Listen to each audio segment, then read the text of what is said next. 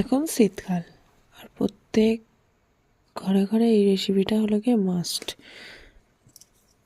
তো আশা করি বুঝতে পেরে গেছো কোন রেসিপির কথা আমি বলতে চাইছি।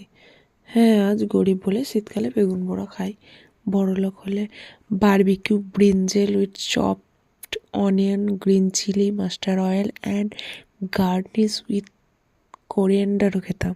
বুঝলেন তো?